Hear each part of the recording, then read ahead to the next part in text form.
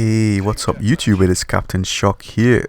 Today I'm bringing you episode 3 of the most elite gun setup series. And in this episode I will be talking about the Type 2 assault rifle in Infinite Warfare. And just to make things clear for the newer viewers, I've been doing this series since Black Ops 3 and has nothing to do with the elite variants in Infinite Warfare.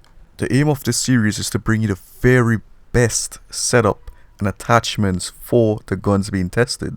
And it's really tested to the highest of standards, and the weapons are pushed to the limits in actual multiplayer gameplay, and is what I as a 4+ KD player would use personally to destroy lobbies with. Also, I never use the epic variants of the weapons except the Karma Phobos and the FHR Windfall, which you can earn while playing the mission teams, and I do recommend completing those mission teams to earn those two elite weapons. So let's begin. The first attachment that will help make this gun elite is the silencer, and you get wrecked, boy. You are going to need a silencer on this weapon. It's a mid-tier weapon which is good at long ranges, but at close to maybe medium range it is not that great, and other weapons will beat this assault rifle at those ranges. So when you do encounter enemies at close ranges, like say in a building like this, transform the weapon into the 2 dual submachine guns and absolutely destroy the enemies like that. Now it is vital to stay off the radar with this weapon. Again, I have to emphasize that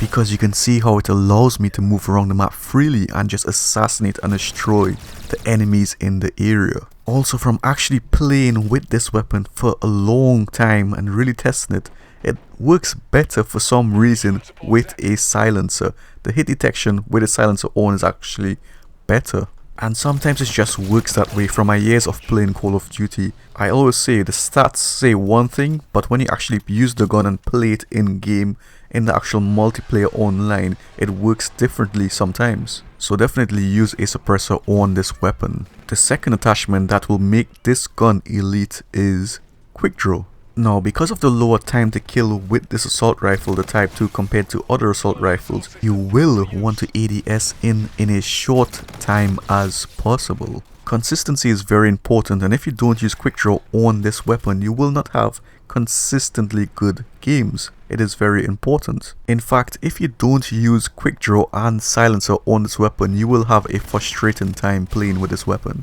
Getting first shot with the Type 2 is extremely important. Trust me, when you actually play with this weapon and you're going for high streaks and being very consistent, you will see the benefits of quick draw. I'm not using grip on the Type 2 because it doesn't need it. The recoil is very manageable. As you can see, it's also an energy weapon.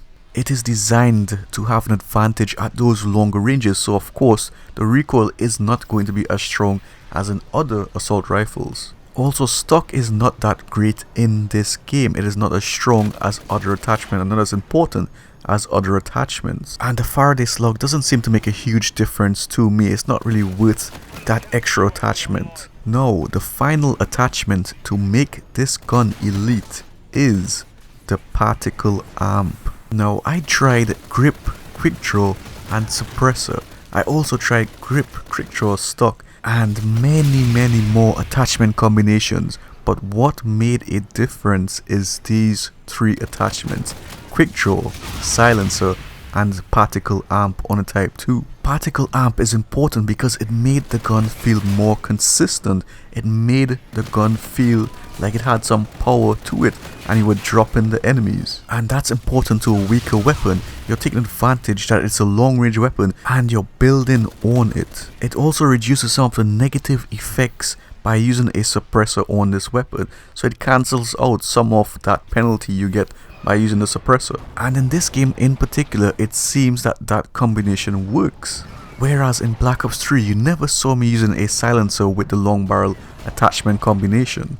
And other very good players on my friends list have been saying this as well in this game in regards to the silencer and particle amp combination. Also the silencer and the rifled barrel attachment. And when I used the particle amp on this weapon, I immediately saw a difference and I was able to compete with the other assault rifles in the game. I'm also using the Frenetic Type 2 variant, which is a common variant and doesn't cost much salvage to buy. It even stacks with particle amp and I highly recommend it. So with these 3 attachments, quick draw, silencer and particle amp, your Type 2 will now be elite.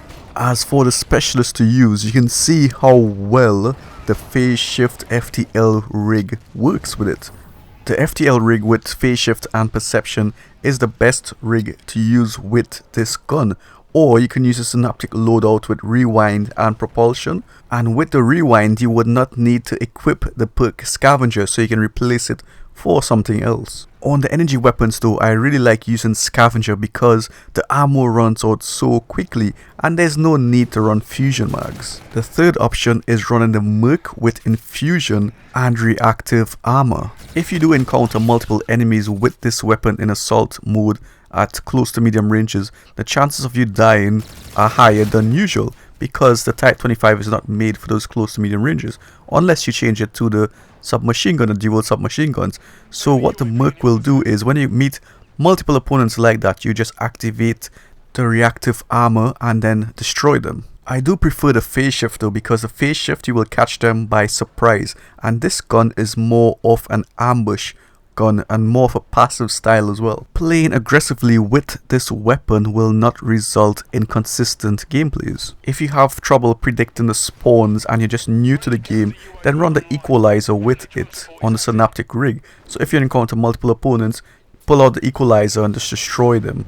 Also, the claw with the ping trait is good as well for new players. However, if you're on a more advanced to medium level, then run with the phase shift, it's much better. As for the perks, you want to run Ghost, Hardline, Scavenger and Dead Silence, and that's all you need for this class. The playstyle, you want to flank around the map and you want to get those long ranges. Control the engagements and pull them towards a long range situation and you will beat them. Even at medium to long ranges, you will probably win the gunfight if you hit your shots. And hitting your shots at those ranges with this weapon is not too difficult. If you are trapped in a room though, then convert the Type 2 into the dual submachine guns and use that. You will have a higher chance of killing them. And get destroyed, boy! He got punched so hard that he probably felt it in real life. So the playstyle with this weapon is very important. You can see how I keep pulling them into those long range encounters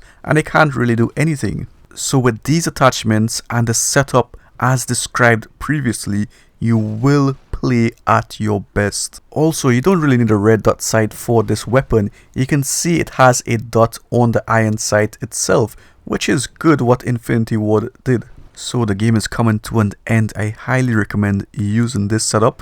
You won't be disappointed. But the playstyle is very important as well. You need to adapt to the weapons you're using. I hope you guys enjoyed that. Please leave a like if you did. Please share the videos if you want to see me grow and continue to make very effective videos. And do subscribe if you haven't already. 49 KD, that's how we do it. Take care.